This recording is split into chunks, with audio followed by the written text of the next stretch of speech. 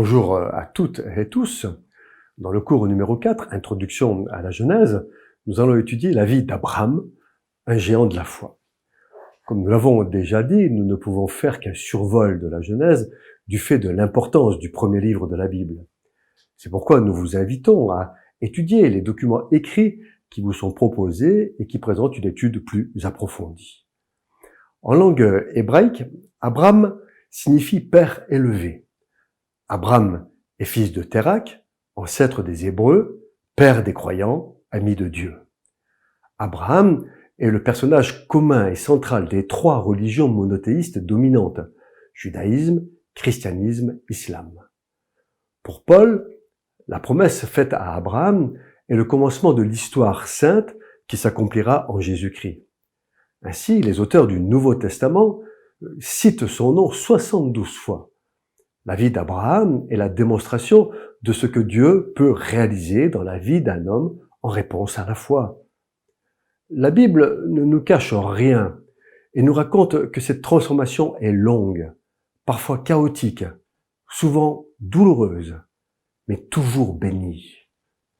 Dieu fait 7 promesses à Abraham qui l'accompagneront tout au long de son pèlerinage terrestre où il a dû se plier à la discipline de Dieu pour former en lui le père d'une multitude de nations. Je vous propose de lire le livre de la Genèse au chapitre 12, les versets 1 à 5. L'Éternel dit à Abraham, « Va-t'en de ton pays, de ta patrie, de la maison de ton père, dans le pays que je te montrerai. Je ferai de toi une grande nation, et je te bénirai. Je rendrai ton nom grand, et tu seras une source de bénédiction. Je bénirai ceux qui te béniront, et je maudirai ceux qui te maudiront, et toutes les familles de la terre seront bénies en toi. » Abraham partit, comme l'Éternel le lui avait dit, et Lot partit avec lui. Abraham était âgé de 75 ans lorsqu'il sortit de Charan. Abraham prit Saraï, sa femme, et Lot, fils de son frère, avec tous les biens qu'il possédait, et des serviteurs qu'ils avaient acquis à Charan. Ils partirent pour aller dans le pays de Canaan. Ils arrivèrent au pays de Canaan. Il y a 40 siècles, Abraham, avec sa famille, Térak, son père, et Nachor, son frère, ainsi que Lot, son neveu, habitent Ur en Chaldée, c'est l'Iran actuel. De la descendance de Sem, ils vivent en Mésopotamie orientale, pas très loin du Tigre et de l'Euphrate, deux grands fleuves. La tradition juive prétend que Térak était fabricant d'idoles. Un jour, Dieu parle à Abraham et lui demande de quitter sa famille et sa patrie pour aller dans un pays lointain qui appartiendra à sa postérité, c'est le pays promis. Lorsque Dieu parle à Abraham, la première fois, à Ur en Chaldée, il ne s'adresse pas à son père, Térak. C'est Abraham que Dieu appelle à titre personnel. Or, Térak et Lot partent avec Abraham. Ils répondent à un appel qui n'est pas le leur. Alors Dieu arrête Abraham à Charan jusqu'à la séparation d'avec son père Térak. D'ailleurs, Étienne, le martyr, précise dans le livre des Actes que c'est à la mort de Térak qu'Abraham partit. La séparation seule triomphe de certains liens. Lorsque Dieu appelle à le servir, cela peut impliquer des séparations dans les familles. Dans ce cas, Térak joue le rôle du vieil homme, c'est-à-dire ce qui reste de la nature charnelle d'avant la conversion. Très présent, le vieil homme cherche à s'imposer. Le vieil homme se complaît dans le service de Dieu pourvu qu'il soit admiré. Le vieil homme n'a aucune place dans l'appel et le service de Dieu. Au contraire, il retarde un service béni. Lorsque le chrétien veut concilier les revendications humaines, familiales ou sentimentales avec les droits de Dieu, il s'arrête à mi-chemin, comme Abraham. S'il recherche l'approbation des hommes, il s'expose à une rupture de communion avec le Créateur. S'il cesse de courir vers le but, il perd de vue son appel initial. Finalement, Abraham quitte Charan et sa famille pour arriver enfin dans le pays promis à Morée. C'est là que Dieu lui apparaît à nouveau. Toutefois, Lot, son neveu orphelin, part avec lui.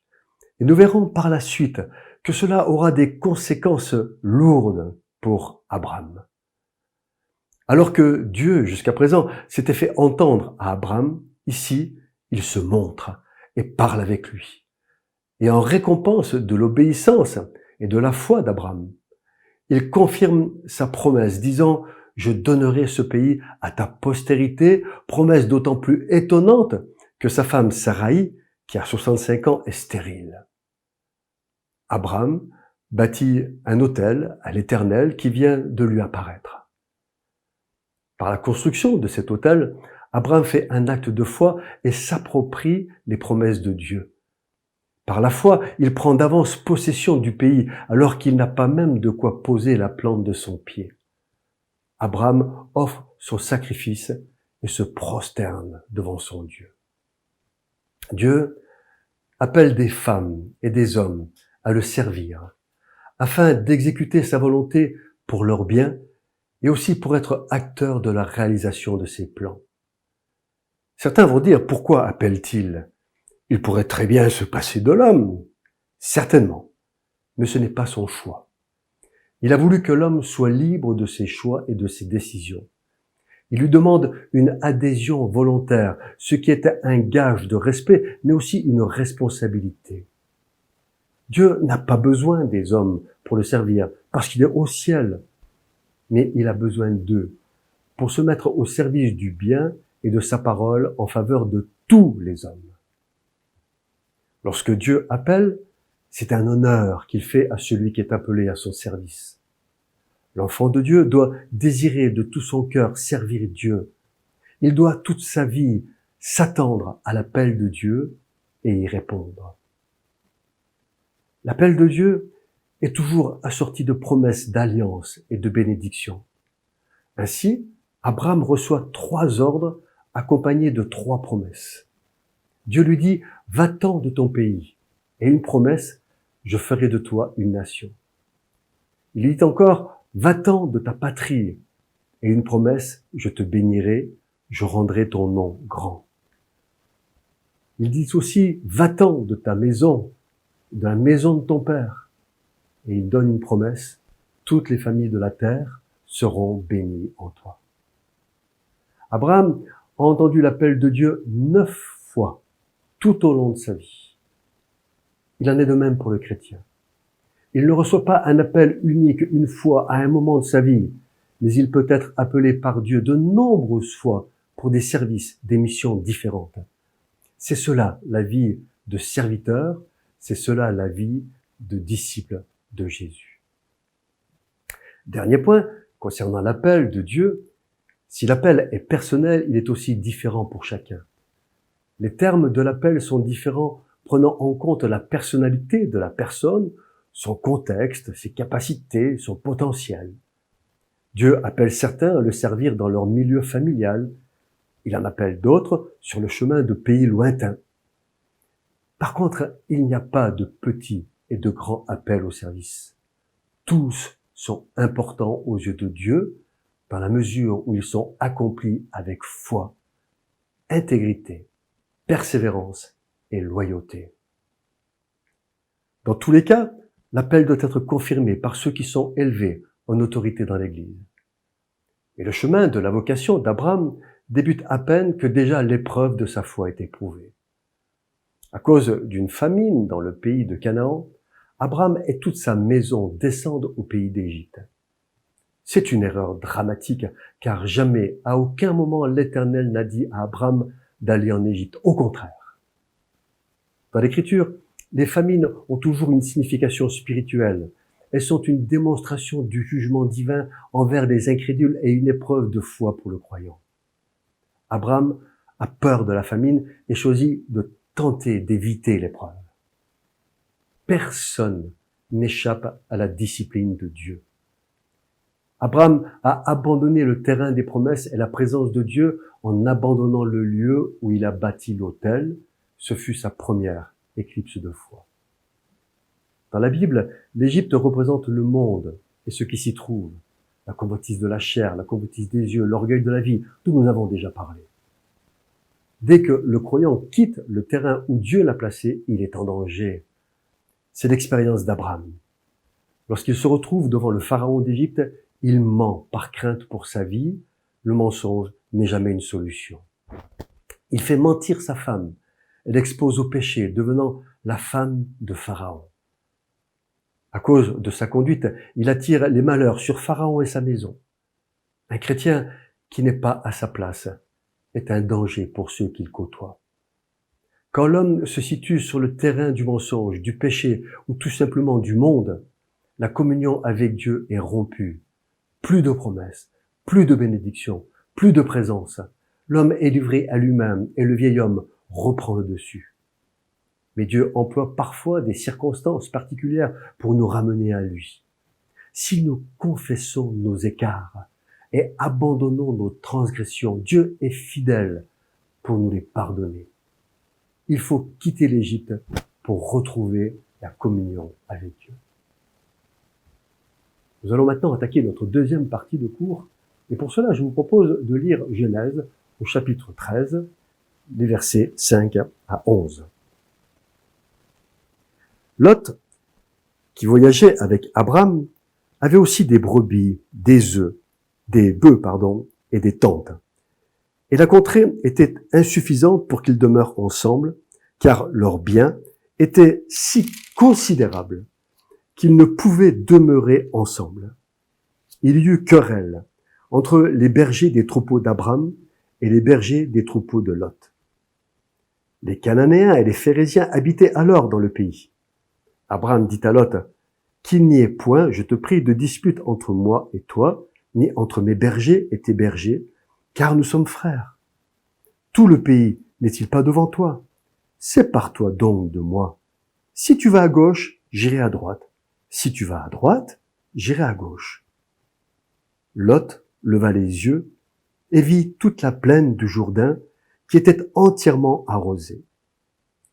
Avant que l'Éternel ait détruit Sodome et Gomorrhe, c'était jusqu'à Tsoar, comme un jardin de l'Éternel, comme le pays d'Égypte. Lot choisit pour lui toute la plaine du Jourdain, et il s'avança vers l'Orient. C'est ainsi qu'ils se séparèrent l'un de l'autre. Après l'Égypte, Dieu ramène Abraham jusqu'au lieu où était sa tente au commencement. Abraham et Lot se sont enrichis, ayant acquis au cours des années des troupeaux considérables. Depuis toujours, ils partagent les mêmes pâturages, mais aussi les mêmes puits pour abreuver leurs bêtes. Inévitablement, au bout d'un certain temps, les bergers de ces troupeaux finissent par se quereller sous les yeux des bergers autochtones qui se délectent de la désunion de cette famille d'envahisseurs immigrés. Pour faire face à cette situation de pénurie d'eau et fermer la bouche des moqueurs, Abraham, en patriarche, prend au plus vite une décision qui montre sa sagesse, mais aussi sa bonté et sa générosité. Il donne le choix à Lot de s'installer où il veut.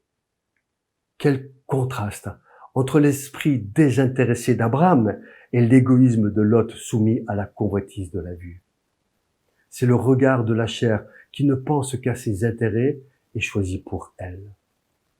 Abraham, Dieu lui ordonne de lever les yeux vers sa promesse et regarder au ciel pour se laisser conduire par l'Esprit Saint qui voit comme Dieu et choisit ce que Dieu choisit. C'est alors qu'une rencontre aussi mystérieuse que glorieuse va se produire. Lot, le neveu d'Abraham, a choisi Sodome. L'homme qui choisit le monde choisit aussi les meurtrissures du monde sans espoir de consolation. Il se trouve entraîné dans une guerre qui oppose les rois de la région. Les vainqueurs l'emmènent prisonnier et un fuyard annonce à Abraham l'Hébreu qui monte une expédition avec ses 318 serviteurs. Il délivre son neveu. Celui qui a obéi en renonçant à lui-même devient l'instrument de Dieu pour libérer le rétrograde qui avait quitté le chemin de la foi pour choisir la vie facile et le compromis. Cette victoire d'Abraham avec une armée dérisoire face à 4 rois, elle est acquise par la puissance de Dieu. Ce n'est pas le grand nombre de chevaux qui donne la victoire aux serviteurs de la parole, mais c'est la main de l'Éternel. La victoire d'Abraham avait besoin d'une consécration spirituelle hors norme, et elle se fait par la rencontre avec Melchizedek, roi de justice et roi de paix. Abraham le reconnaît comme prêtre du Très-Haut et lui offre la dîme de tout le butin, ne voulant rien pour lui de ce qui vient du monde. C'est de Dieu qu'il attend toute chose. Melchizedek alors fait apporter du pain et du vin qu'il partage avec Abraham, ce qui n'est pas sans rappeler le partage que les chrétiens font à la suite de Jésus pour se souvenir de sa mort et du pardon des péchés. Et Melchizedek le bénit au nom du Dieu très haut, à qui il rend grâce pour la victoire qu'il a accordée à son enfant. L'homme de Dieu qui est béni par son Père ne cherche pas à s'enrichir des biens du monde. Il sait qu'il doit tout à Dieu, à qui tout appartient. Il sait que c'est Dieu seul qui enrichit et ne le fait suivre d'aucun chagrin.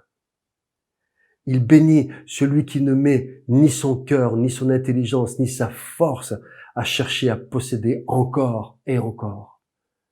Non seulement il l'enrichit, mais en plus, il donne un bien incomparable, le contentement. Il n'accepte pas les cadeaux du monde afin de ne rien lui devoir.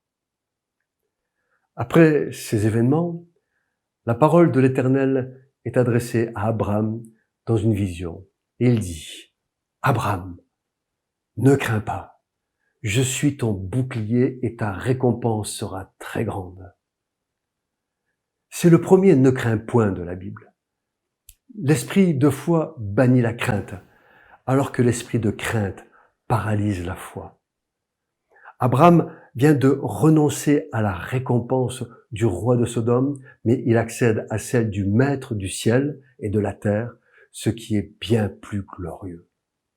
Mais Abraham a une plaie dans le cœur. Dieu lui promet une postérité, mais sa femme est stérile et ils sont âgés. Il soupire après la postérité promise et un héritier. Il ne comprend pas pourquoi celui qui est garant de sa postérité ne fait rien et le laisse attendre si longtemps. C'est alors que Saraï, sa femme, sans doute poussée par le désespoir de sa stérilité et la tristesse de son mari, va tenter de provoquer elle-même l'accomplissement de la promesse de Dieu. Elle donne sa servante Agar à Abraham pour qu'elle lui fasse un enfant. Agar est une servante égyptienne. Elle est une des conséquences de l'erreur de la descente en Égypte par Abraham. Agar est sans doute un cadeau empoisonné de Pharaon. Abraham se laisse faire. Il ne réagit pas et consent à la chose. C'est une éclipse de foi dont nous tirons 2 leçons importantes. La première, l'inquiétude est mauvaise conseillère. C'est dans l'opposition et la contrariété que se révèle le vrai caractère des choses et des personnes. Celui qui se confie en Dieu ne s'inquiète pas. L'inquiétude voile la face de Dieu et affaiblit la foi. La deuxième chose, c'est que l'impatience conduit à de mauvais choix. L'homme est fondamentalement impatient et l'impatience est source de beaucoup de difficultés. La première chose que celui qui veut marcher avec Dieu doit apprendre, c'est la patience. Dieu se hâte lentement. La foi, c'est accepter de marcher au pas de Dieu. Abraham attendait depuis de longues années la réalisation des promesses. Il craque et en voulant hâter par lui-même l'accomplissement des promesses de Dieu, il ne fait que les retarder. Et le plus grave, c'est qu'en agissant ainsi, il ne fera que créer des problèmes à sa postérité puisque l'enfant de la servante égyptienne donnera naissance à Ismaël dont la postérité s'opposera toujours à celle de Sarah, une source de difficulté jusqu'à la fin des siècles. Donc, notre 4e cours est terminé. Je vous propose maintenant, afin de bien préparer la prochaine vidéo, de lire les chapitres 17 à 22 de la Genèse. Et une fois encore, que notre Seigneur soit avec vous et vous accompagne.